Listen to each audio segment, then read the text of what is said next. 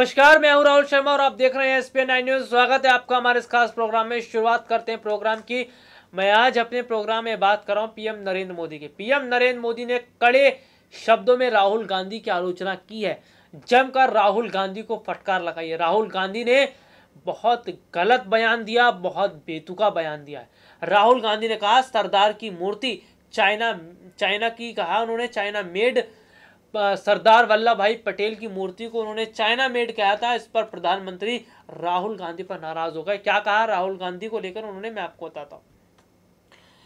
PM Narendra Modi ने बीते शनिवार को अपनी पार्टी के बिलासपुर, बस्ती, धनबाद, चित्तौड़गढ़ और मंदसौर लोकसभा सीट के बूथ कार्यकर्ताओं से वीडियो कॉन्फ्रेंसिंग के जरिए बात की। इस बातचीत के दौरान मोदी ने कहा राजनीतिक पार्टियां मुश्किल से ही अपने बूथ स्तर के कार्यकर्ताओं से संपर्क कर पाते होंगे।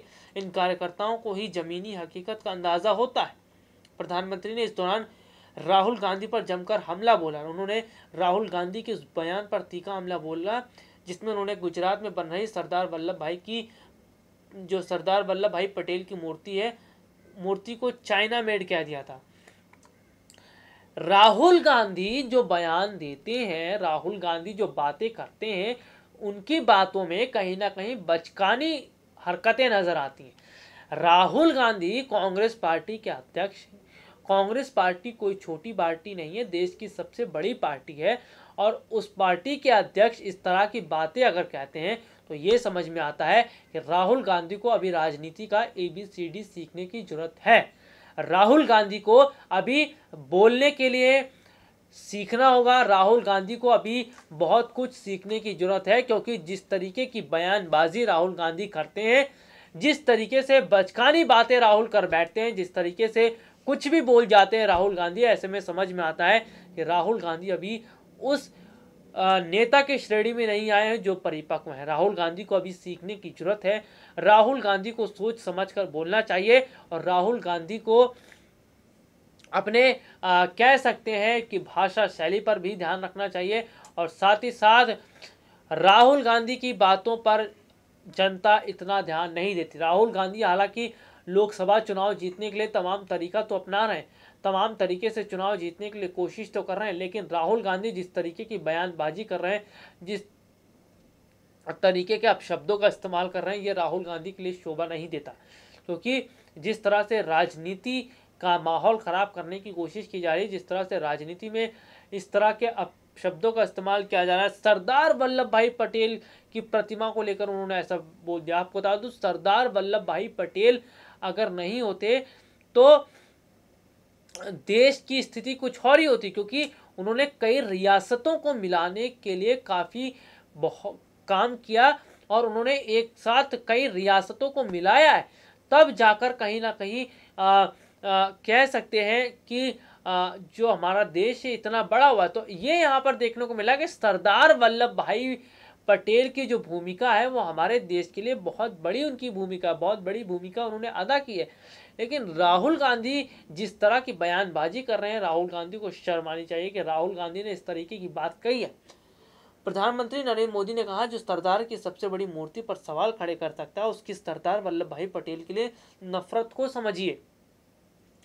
इतनी नफरत कि अब स्टैचू पर भी गाली गलौज करने लग गए। उन्होंने बता दिया मूर्ति मेड इन चाइना है, लेकिन दुर्भाग्य की बात तो है कि एक तरफ ये कहते हैं कि मूर्ति चाइना मेड है, दूसरी तरफ कहते हैं उसकी तुलना चाइनीज जूतों से करते हैं। क्या सरदार का नाम उनकी प्रतिमा की तुलना में ये चाइना मेड जूतों के साथ करेंगे? हम लोग अपने झूठ को छुपाने के लिए बेशर्मी का सहारा ले रहे हैं। इतने साल तक सत्ता में रहने के बाद भी उन्होंने सरदार साहब को याद नहीं किया।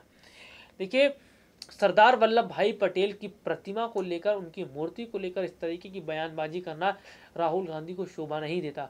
और लोकसभा चुनाव जीतने के लिए राहुल गांधी इस हद तक आ गए हैं, इस हद तक वो काम कर रहे हैं, इस हद तक की बयानबाजी दे रहे हैं, ये बहुत गलत बात है। आपको बता दो, इन दिनों राहुल गांधी थोड़ा सा कह सकते हैं कि एक नाटक कर रहे हैं। राहुल गांधी जी हाँ, मंदिरों में जाकर वो ये खुद को दिखाने की कोशिश कर रहे हैं कि वो सच्चे हिंदू भक्त हैं। वो खुद को ये दिखाने की कोशिश कर रहे हैं वो जनेऊधारी हैं। वो खुद को एक कह सकते हैं कि हिंदू, सच्चा हिंदू बनाने की अपने आप को कोशिश कर रहे हैं, लोगों को बरगला रहे हैं।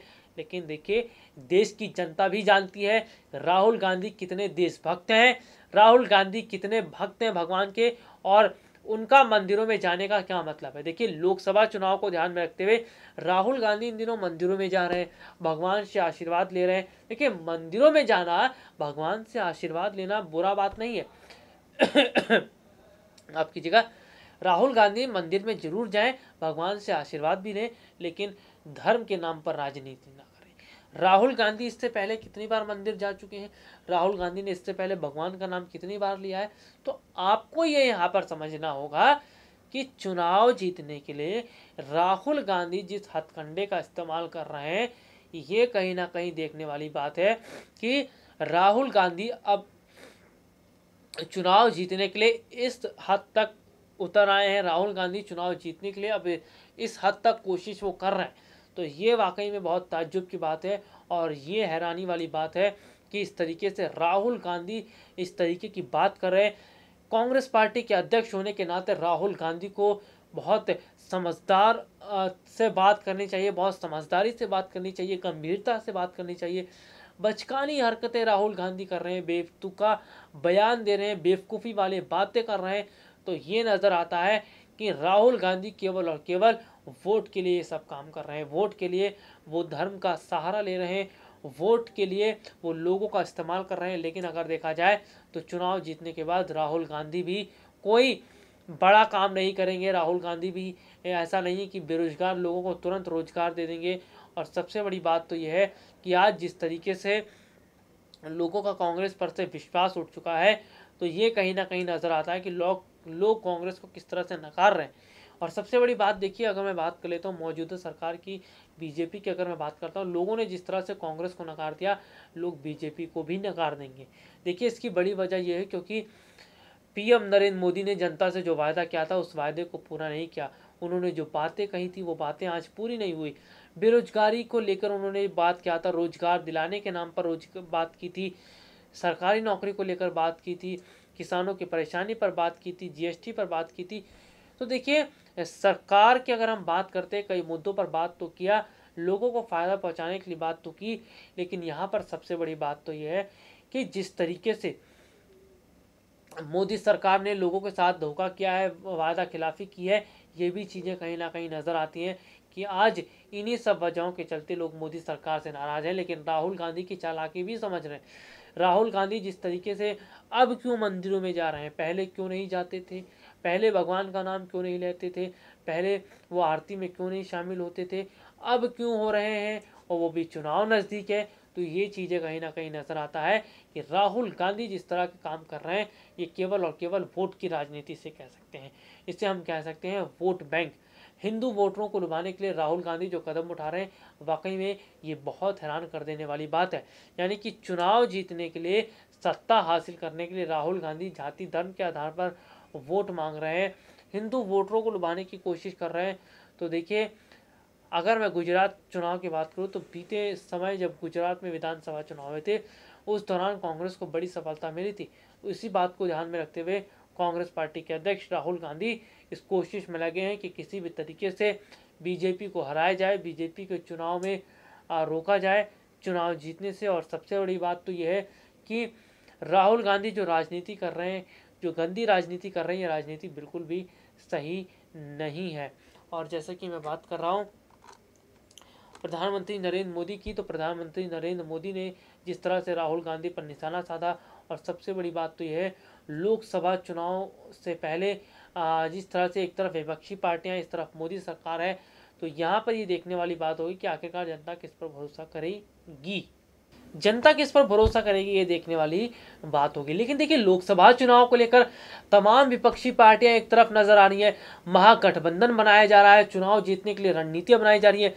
तो ऐसे में सवाल यहाँ पर यह बन रहा है कि आखिरकार कैसे फायदा होगा इनको, महागठबंधन वाली पार्टियों पर क्या जनता भरोसा करेगी, क्या अब की बार फिर से मोदी सरकार सत्ता में आएगी। तमाम ऐसे सवाल हैं जो निकलकर सामने आ रहे हैं। और गौर करने वाली बात तो ये है कि जिस तरीके की अगर मैं बात करता हूँ, तो कहीं ना कहीं ये चीज़ें आज नज़र आ रही हैं कि आज देश की जनता भी थोड़ी सी कंफ्यूज नज़र आ रही है कि आखिरकार वोट किसे किया जाए, क्योंकि जनता भी नाराज़ है कहीं ना कहीं।